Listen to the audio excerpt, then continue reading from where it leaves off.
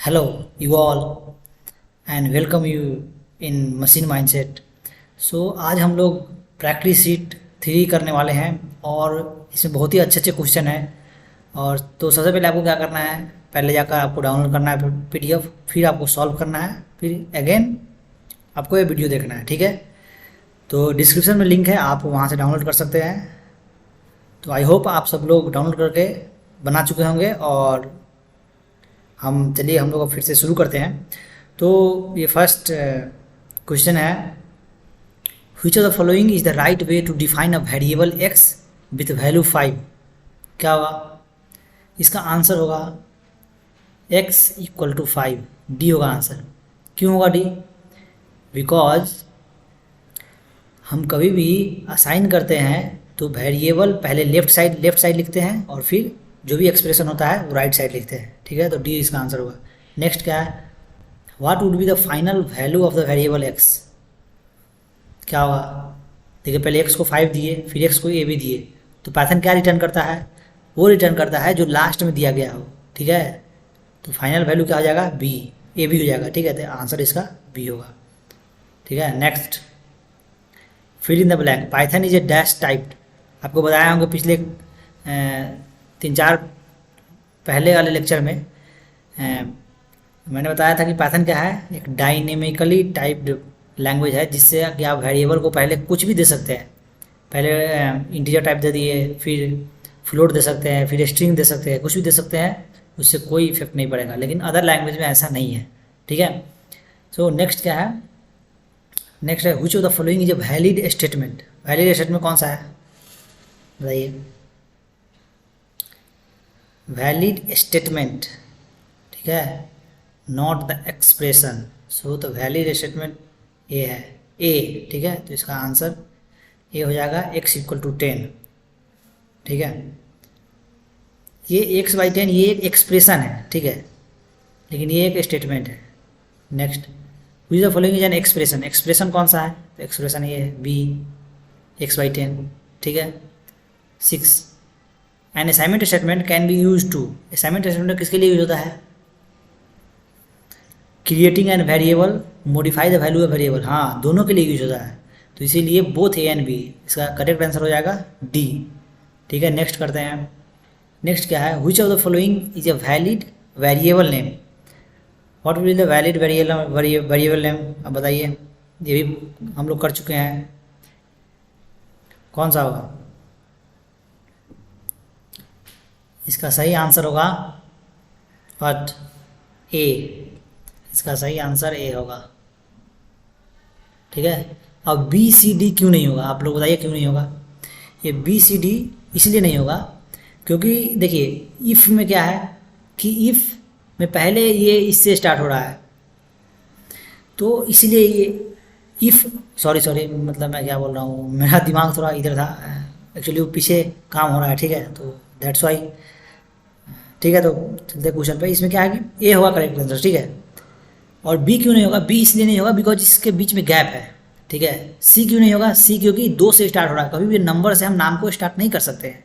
और डी क्यों नहीं होगा? क्योंकि इसमें एक स्पेशल कैरेक्टर है, एट द रेट। ठीक है, दैट्स वाई हमारा करेक्ट आंसर हो जाएगा ए। नेक्स्ट क्या है, which of the following is an invalid variable name. Invalid variable name क्या होगा? इनवैलिड वेरिएबल नेम, देखिए ये तो वैलिड है, क्या कि ये सब हम लगा सकते हैं, बीच में दे सकते हैं। इफ़ होगा, ये हो जाएगा, इफ़ हो जाएगा इनवैलिड वेरिएबल नेम। बिकॉज ये भी हम लोग पढ़े थे कि पाइथन में जो भी चीज़ इनबिल्ट होता है, कोई भी नाम, उसका हम वेरिएबल नेम का यूज नहीं कर सकते हैं। फॉर एग्जाम्पल इफ़, एल्स हो गया, ये सब चीज़ हम लोग वेरिएबल की तरह नहीं यूज कर सकते हैं। ठीक है, आप लोग करके देख सकते हैं, आप जब कीजिएगा तो एरर देगा। ठीक है, फॉर एग्जाम्पल देखिए मैं करके दिखाता हूँ आपको, एक करके दिखाता हूँ। देखिए सबसे पहले पाइथन एनवायरनमेंट में जाते हैं। ठीक है, उसके बाद क्या है, मैंने डाला इफ़ इक्वल टू 3। ठीक है, इंटर। देखिए क्या दे दे, आपको दिख रहा है ना? थोड़ा इसको बड़ा करते हैं। देखिए क्या लिखा हुआ है। देखिए हमेशा एरर पढ़ने की कोशिश कीजिए। ठीक है, एरर में क्या दिया हुआ है? दिया हुआ है इनवैलिड सिंटेक्स। मतलब जो आपने ये चीज़ जो लिखा है इफ़ इक्वल टू 3, ये सिंटेक्स वैलिड नहीं है, मतलब आप ऐसा नहीं लिख सकते हैं। अब क्यों नहीं लिख सकते, ऐसा तो रीज़न यहाँ पर नहीं दिया हुआ है, लेकिन पाइथन ने स्टैंडर्ड ये मेंशन है कि आपको कभी भी जो पाइथन का रिजर्व वर्ड है, इसको रिजर्व वर्ड बोलते हैं, जो भी पाइथन का रिजर्व है पहले से, वो आप नहीं यूज कर सकते वेरिएबल में, ठीक है। क्योंकि अगर आप खुद सोचिए, अगर हम यूज कर लेंगे तो क्या होगा, पाइथन कन्फ्यूज होगा, कहीं पर इफ़ यूज किया होगा तो वो समझेगा कि ये वेरिएबल नेम है या क्या फंक्शन है। तो इसीलिए हम लोग जो भी रिजर्व वर्ड है पाइथन का वो यूज नहीं कर सकते। नेक्स्ट देखते हैं, variable name are not case sensitive. क्या होगा, variable names are not case sensitive. क्या अगर वेरिएबल नेम में अपर केस लोअर केस दोनों डाल देंगे तो क्या दोनों सेम हो जाएगा? माना कि ए इजकल टू 5 दिए हुए और स्मॉल ए इजकल टू 5 दिए हुए, मतलब कैपिटल ए इजकल टू 5 और स्मॉल ए इक्वल टू 5, दो क्या दोनों में अंतर नहीं है? दोनों में अंतर है। Variable names are not case sensitive, ये चीज़ फॉल्स हो जाएगा, ठीक है। क्योंकि अगर हम कैपिटल ए दिए तो कैपिटल ए को ही प्रिंट करवा सकते हैं, कैपिटल स्मॉल ए दिए तो स्मॉल ए के बराबर ही 5 होगा। हम कैपिटल के बदले स्मॉल नहीं यूज़ कर सकते। फॉर एग्जाम्पल आपको दिखाता हूँ, देखिए, और सॉरी ये खुल गया, ठीक है। इसमें देखिए जब मैंने दिया कैपिटल ए इक्वल टू 5, ठीक है, अब देखिए स्मॉल ए इक्वल टू 3, ठीक है। अब बताइए कि अगर हम ए प्रिंट करवाएंगे, अगर हम ए लिखे कैपिटल स्मॉल ए लिखे तो क्या प्रिंट होगा बताइए? 3 होगा कि 5 होगा? 3 होगा ऑफकोर्स। कैपिटल ए करेंगे तो क्या होगा? 5 होगा ऑफकोर्स, बिकॉज ये केस सेंसिटिव है ना, हम स्मॉल ए कैपिटल ए को सेम नहीं मान सकते वेरिएबल में, ठीक है। तो ये चीज़ फॉल्स हो जाएगा। नेक्स्ट क्या है, if equal to 2 is a valid statement?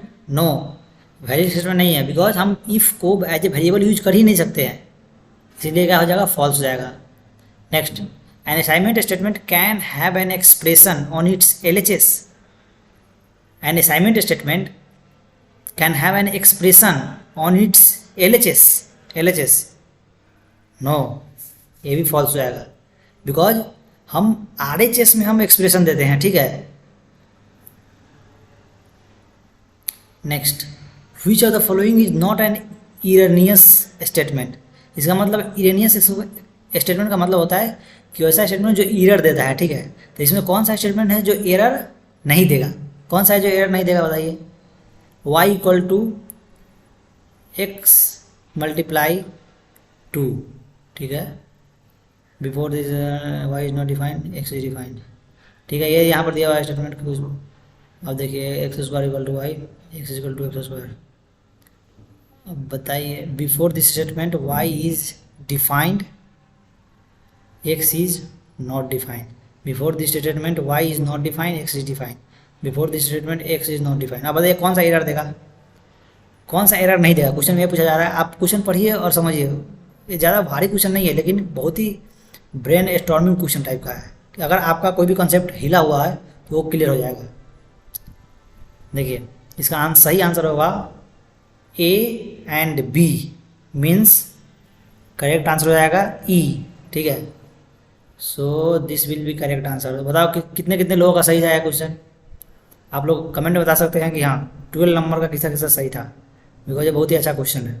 और ऐसा क्वेश्चन आपको यूट्यूब पर नहीं मिलेगा जल्दी। आप देख लीजिए किसी का उठा के, ऐसा आपको प्रैक्टिस सीट मिलेगा नहीं, बिकॉज ये प्रैक्टिस सीट बहुत ही मेहनत से बनाया जाता है। और इसे मैं तो इसको नहीं बनाता हूँ, मेरे भी सर है जो बनाते हैं इसको, ठीक है, मैम है। सो ये बहुत ही काफ़ी दिमाग लगा कर बनाया जाता है, ताकि बच्चा का सारा जो भी लेक्चर के बाद जो कंसेप्ट बचा हो, उस कंसेप्ट जो गैप बचा हो, उस गैप को फिल करने के लिए। सो इसका करेक्ट आंसर हो जाएगा ये। अब क्यों होगा ज़्यादा? क्योंकि देखिए यहाँ पर लिखा है before this statement y is not defined and x is defined. देखिए x is not defined, x is defined and y is not defined. तो ये तो ठीक है, क्या कि हाँ ये हम y को वेरिएबल मान लिया, x हमको पहले से पता है। इसमें भी देखिए सेम चीज़ है, y is defined and x is not defined. तो यहाँ पर तो y डिफाइंड है, तो ठीक है, इसको इसके अंदर हम भेज सकते हैं वेरिएबल का, इसको हम वेरिएबल मान लिए, ठीक है। लेकिन इसमें क्या है, इसमें x डिफाइंड नहीं है, तो इसीलिए ये सही स्टेटमेंट नहीं होगा। नेक्स्ट देखते हैं, a function must have a name. A function must have a name, क्या ऐसा सही है, ज़रूरत है? अब बिना नाम का फंक्शन बना सकते क्या? ऐसा पॉसिबल नहीं ना है। क्योंकि जब अगर बिना नाम ही नहीं होगा तो क्या करेंगे, एटलीस्ट कुछ तो नाम होगा, मीन्स अंडर स्कोर करके भी कुछ तो दे सकते हैं, लेकिन कुछ तो होना चाहिए, तो इसीलिए ट्रू होना चाहिए, नाम तो होना ही चाहिए। ये function must have an argument, क्या आर्गूमेंट होना चाहिए फंक्शन, आर्गूमेंट क्या होना चाहिए बताइए, सही है कि नहीं, ये भी ट्रू है, क्योंकि बिना आर्गूमेंट का हम फंक्शन बना ही नहीं सकते। Next, which of this is a valid import statement, कौन सा वैलिड इंपोर्ट स्टेटमेंट बताइए। Import math, from math import cos minus cos, from math import start, import math as fun,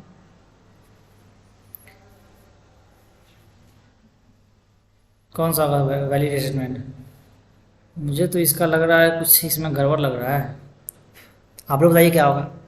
देखिए इसको डिस्कस करते हैं। देखिए हुई जो ये वैलिड इंपोर्टेशन, देखिए ये तो सही है, इंपोर्ट मैथ हम लोग करते थे, हाँ ये सही है।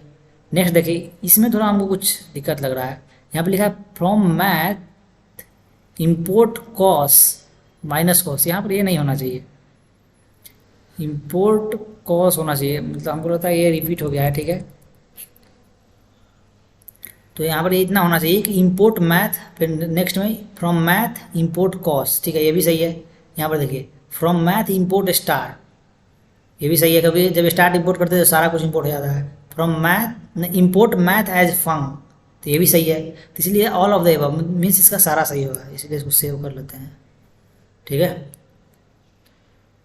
नेक्स्ट देखते हैं, इफ़ क्या लिखा हुआ, if I use the following import statement from math import pi, which of the following is valid, कौन सा वैलिड है बताइए। From math import pi, pi import मैंने किया, ठीक है, तो कौन सा वैलिड होगा,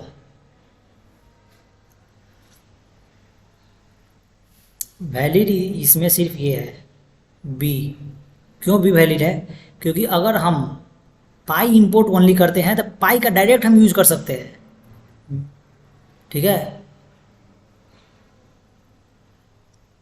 पाई का हम लोग डायरेक्ट इंपोर्ट डायरेक्ट यूज कर सकते हैं, उसके लिए हमको कुछ भी लगाने की ज़रूरत नहीं है, तो इसीलिए बी सही है, ठीक है। हम लोग करके इसको देख लेते हैं, मुझे भी थोड़ा सा कन्फ्यूजन है, मैं भी करके इसको देखता हूँ, ठीक है, रोल से करके देखते हैं, चलिए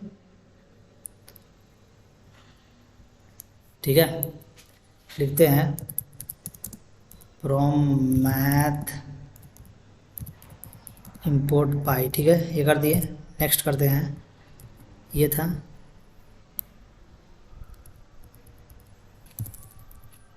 ठीक है, 2 स्टार पाई इंटू 21, ठीक है। अब इंटर मारते हैं, अब सर्कल क्या नाम है, CIRC2, अब इसको प्रिंट करते हैं, देखिए आ रहा है, सही आ रहा है ना, तो इसीलिए ये वाला वैलिड स्टेटमेंट है, ठीक है। तो जब भी आपको कोई भी कन्फ्यूजन हो तो आप डायरेक्ट पावर सेल पे या टेक्स्ट एडिटर पे कहीं पर जाकर आप कर सकते हैं, VS कोड में। देखिए अभी मीन्स यहाँ पर डायरेक्ट कहीं भी हम जब कोई भी एक सिंगल चीज़ को इंपोर्ट करते हैं तो उसको डायरेक्ट यूज कर सकते हैं, उसमें मैथ डॉट लगाने की जरूरत नहीं है, ठीक है। अगर मैथ पूरा को इंपोर्ट किए हैं तो मैथ लगाने की जरूरत है। यहाँ पर देखिए क्या लिखा है, if I use the following import statement which of the following is valid, कौन सा वैलिड होगा बताइए, ये भी थोड़ा अच्छा क्वेश्चन है। इसका करेक्ट आंसर होगा ए, बिकॉज जब हम ओनली मैं स्टार इंपोर्ट किए हैं तो मतलब कि सारा कुछ इंपोर्ट हो गया था, इसीलिए यहाँ पर math.py लगाना जरूरी है, समझे। अगर math.py नहीं लगाएंगे तो आपका एरर आएगा, ठीक है, आप करके देख सकते हैं, ठीक है। पहले लिखिए import math, from math import star, फिर उसके बाद ये चीज़ दीजिए, फिर इसको आप प्रिंट कराइएगा तो देखिएगा सही आएगा, नहीं तो अदर केस में रॉन्ग आएगा, ठीक है। नेक्स्ट देखते हैं, if I use the following import statement from math import star which of the following is valid, बताइए इसमें कौन सा वैलिड होगा, कौन सा वैलिड होगा, इसका वैलिड होगा डी क्यों होगा, बिकॉज जब हम स्टार इंपोर्ट किए तो मैथ लगाना जरूरी है, तो मैथ डॉट कॉस 0, और देखिए इसमें यहाँ पर तो 0 है लेकिन यहाँ पर देखिए पैरेंथेसिस नहीं लगाया हुआ है, तो इसीलिए बी गलत हो जाएगा, डी सही होगा, क्योंकि जब भी हम फंक्शन का देते हैं तो उसके अंदर पैरेंथेसिस के अंदर उसका एंगल लिखते हैं, ठीक है। नेक्स्ट क्या है, if I use the following import statement math, import math, then which of the following is valid. कौन सा वैलिड होगा, इम्पोर्ट मैथ, कौन सा वैलिड होगा, ए वैलिड होगा। ये सब इजी है, ये सब कर सकते हैं, मतलब हमने तो बहुत सारा कवर कर लिया है। तो यहाँ पर क्या है, खाली इंपोर्ट मैथ की है, तो इसीलिए यहाँ पर मैथ डॉट पाई लगाना होगा, ठीक है। तो इसीलिए ए ऐसे करेक्ट आंसर होगा। चलिए लास्ट क्वेश्चन करते हैं। लास्ट क्वेश्चन क्या है, if I use the following import statement import math has fun, which of the following is valid. कौन सा वैलिड होगा, ऑब्वियस है, जब फन मैथ को फन की तरह इंपोर्ट किए तो यहाँ पर फन डॉट पी आई ये वाला चीज़ सही होगा। यहाँ पर मैथ डॉट पी आई अगर आप करेंगे तो एरर आएगा, इसीलिए आपको फन डॉट पी आई करना होगा, ठीक है। तो आज के वीडियो में रखते हैं इतना तक। तो आप लोगों को अगर अच्छा लग रहा है प्रैक्टिस शीट तो आप चैनल सब्सक्राइब कर सकते हैं। So thank you very much, thanks for watching.